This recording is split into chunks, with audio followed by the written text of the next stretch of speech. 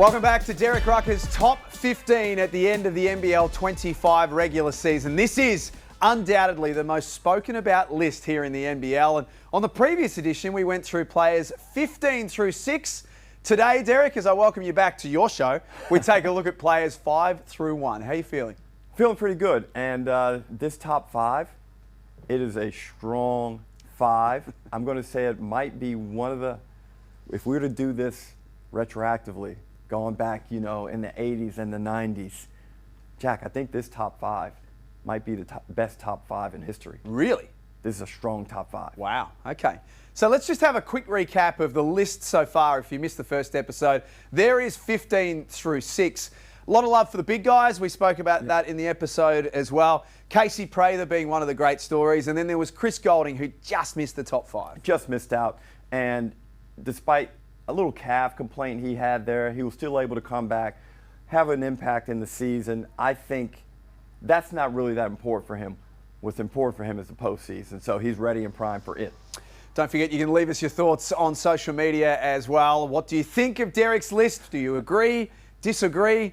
Just tag him directly. Leave me out of this. I want nothing to do with it. Let's go to number 5. We are now at the pointy end of Derek Rucker's top 15. Number 5, Jack, Xavier Cooks, the outstanding Sydney Kings 4-man. He is the best local big in the NBL. A devastating motor. The guy plays hard. He's so versatile. He can put it on the deck. He can guard 1 through 5. He is just a prized possession of the Sydney Kings. Were you surprised at some of the discussion, debate during the year that people were saying that Xavier Cooks hasn't had as big of an impact? Because the numbers certainly suggest that he did. Jack, the numbers are up. Yeah. His net rating is 16.2. Wow. So when you look at the Sydney Kings, he was not the problem. He was not the problem at all.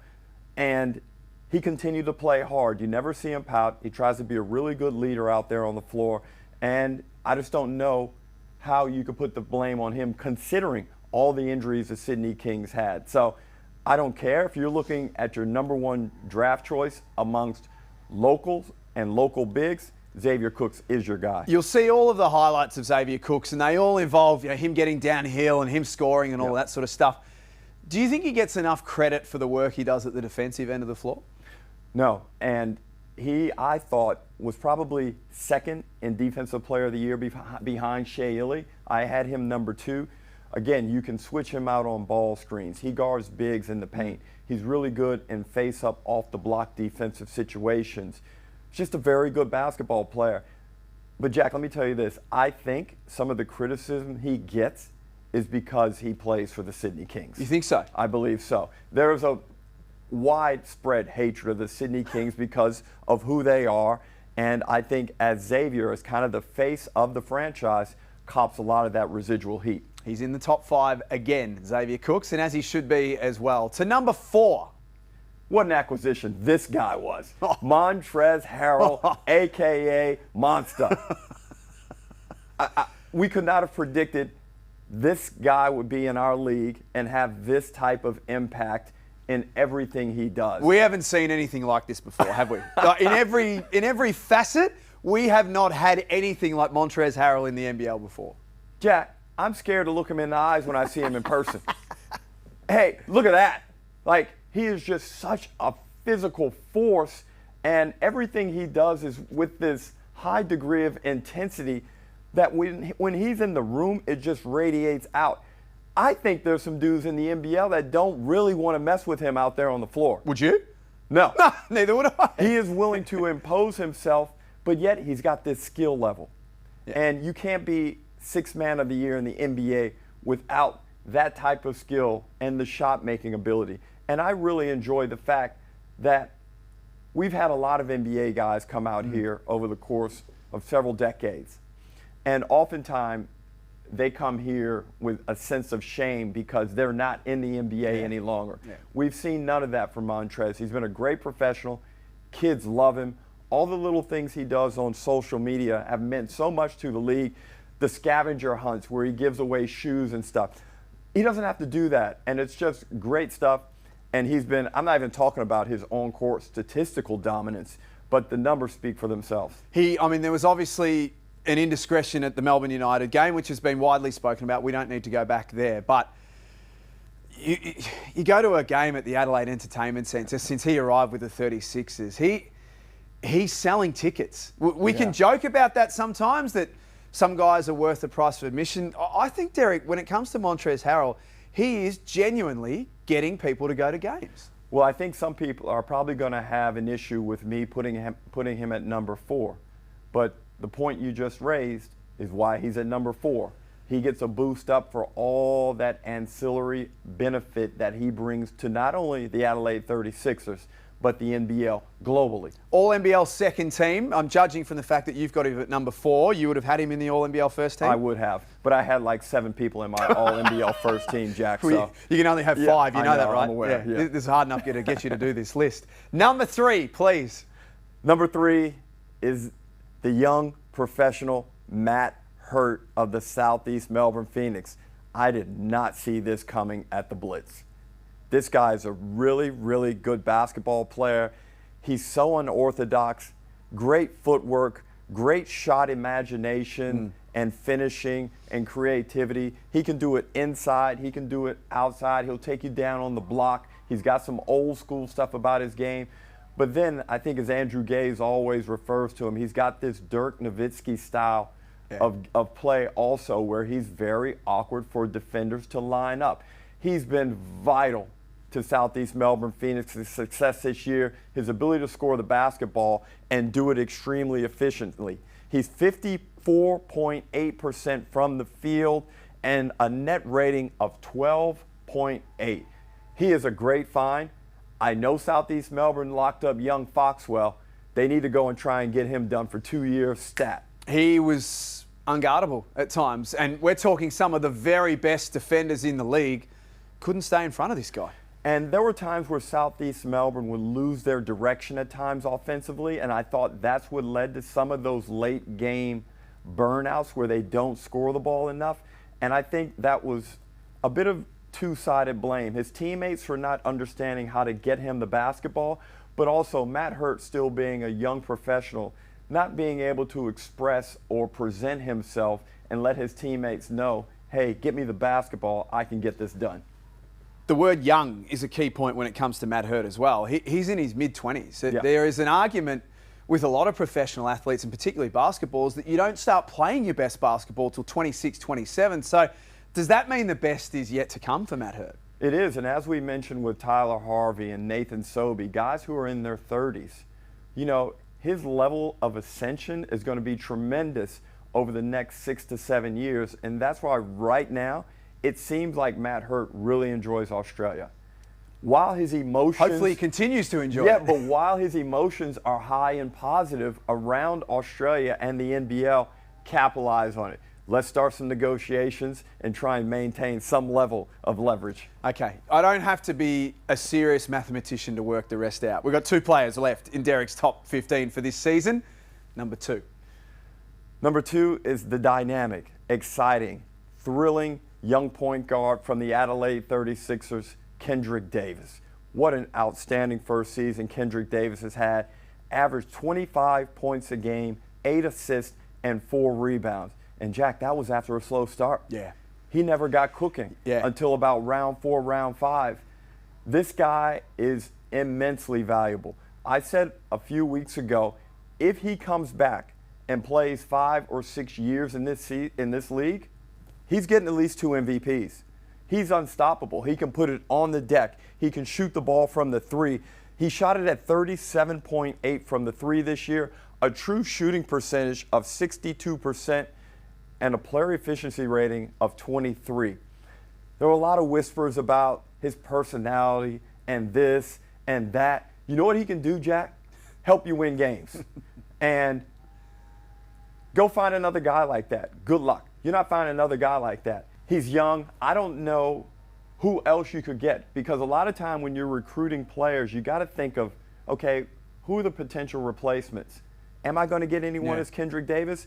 Obviously, he's going to command a lot more money, but I think the guy's worth it. Well, let's talk about that then, because you spoke about that being something that's important to you, being a good teammate and a good character. I'm not suggesting that he's not, but It's been a volatile situation at Adelaide all season long, and he's been front and centre with a lot of it. What would you tell Kendrick Davis right now if he was coming back to the NBL next year, be it at the Adelaide 36ers or with someone else? He's young. It's his first time overseas as a pro. If you were going to sit down and have a coffee with him, what advice would you give him having been in that situation? As the point guard and leader of your team, you must have some unique attributes of some sort that get your teammates to rally around you, that make your teammates want to support you no matter what. And that's what he's going to have to learn, the psychology of the game. Now, Jack, over the final stretch of the season, I thought all those little problems that we saw, especially the blow up in Melbourne, we didn't see much of that. No. And perhaps he's understanding, oh, this isn't a game out here. Like, this is professional business, and I can do really well at this if I get my act together. At 25 years old, he deserves time to learn and understand. Everyone's not the same. People mature at different rates. Matt Weston has shown that he's not afraid to fly close to the sun. No kidding. He's assembled some highly volatile personalities down there. So it wouldn't surprise me at all if they're willing to lock in Kendrick for multiple years. That will be a very, very interesting watch this space, whether Kendrick Davis and the Adelaide 36ers go together. But in any other year with that sort of productivity and those numbers, he's winning an MVP and he's number one on your list. But unfortunately, there's a guy that we all know who stands in front of him. He wears number 11 for the Perth Wildcats. Bryce Cotton is number 1 on my top 15 list for NBL 25. What an absolutely stellar season. And I try and be unbiased. I try not to be a fan, but I love the game and I respect greatness. It's hard not to be, though, when you're seeing this guy, isn't it? I know he's your favorite player. You call him the benchmark. And this season has been his best in the NBL. He deserves a championship to go with this level of performance this year. The 50-point games, the run of 40-plus games, the thrilling moments when we thought that he couldn't give us anything greater than he had given us. Last year, I remember we shot a Moments That Matter in Sydney in NBL 24, and people were wondering whether he had lost a step. Oh, my goodness. And I was like, are you people dumb? He's 31 years old. Yeah. This guy has more greatness in front of him. He's well-conditioned. He works hard. I've always said the underrated aspect of Bryce Cotton is that he is the smartest player in the competition. He's a problem solver. He's a guy that mid-game can work out what's not working for him or what he can do to his advantage, and he can flick the switch like that. Not many have got that gift. Exactly, and we know that he works hard, and he understands how to get what he needs from his teammates without being imposing and getting all up in his teammates' opportunities. But also, over the years, he's had some great teammates, and the system in Perth has also allowed him to achieve this level of greatness. And when we talk about this level of greatness, Jack, let me be quite clear with this, because our buddy, our late friend, Corey Homicide Williams, said several years ago that Bryce Cotton was the greatest import ever to play in the competition. I balked several years ago because I didn't think Bryce had longevity on his side. Well, let's fast forward now to real time. Bryce Cotton is definitively the best import that's ever played in the National Basketball League. 5 MVPs and counting. Who's to say if he doesn't come back, he wins another 2 or 3? The guy now has, and this is a tough one for me to say, I believe he's surpassed Leroy Loggins in terms of the greatest import in the competition. Which I know is not something that you say lightly, because I know publicly and privately what you think of Leroy as a player. So this is a big thing for you to say. Leroy Loggins is an icon. He is a legend of the league. And knowing Leroy as a person, I know he would not take offense at me saying this, because he recognizes Bryce's greatness as well. And for Bryce to continue to do this as a small man, as a guy who's just a little bit over 6 foot, and he has instilled so many aspirations, not only in Western Australia, but throughout Australia. And what he has done in this league, it goes global. You know, people from America calling, can this guy play in the NBA? Can he do this? He has brought a shine to our league that has been very hard to find, and that only a handful of individuals have ever done over the course of my time in the NBL. So it's 5 MVPs now. Last week at the Andrew Gaze Awards night, Drewy has 7. He kind of balked a little bit at the question last week because he was locked in with the play and all that sort of stuff. But for a guy like Bryce, legacy would have to matter. Like that number 7 would have to be in the back of his mind now, surely. Of course. And Bryce is a student of the game. He's a student of the NBL. He knows what's going on. Of course, he's not going to admit it publicly because that brings all type of attention and noise that he is not about. Yeah. He just wants to be great at what he does and strive for championships. But right now, again, the way he's playing, I don't see any stopping him. I don't see any slowing down. And then, of course, the next big issue is, does he come back? Somehow we got to make that happen. Fingers, toes, everything's crossed. You know, so you talk about the legacy piece. You know, does it mean something for him to finish out with the Perth Wildcats and continue this run? And like I joked with Andrew Gaze, I said we may have to rename this trophy, buddy, because I just don't see him slowing down. He's an incredible player and justifiably the number 1 in your top 15. So it's all done. You can leave your thoughts on social media. Now that you've got it out there and it's in the universe, is it a bit of a weight off your shoulders? It is. And, you know, so just so everyone knows, it's like, you know, it's a 2-month it's a 2-month process where I start looking and collating and gathering the information, and then I get the call from NBL HQ. It's go time.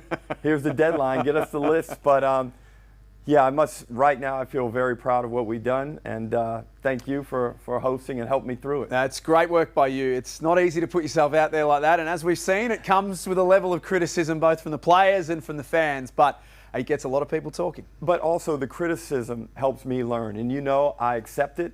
I'm willing to learn and go on and look at my process, and is my process correct? So please reach out, be nice, be considerate, be respectful.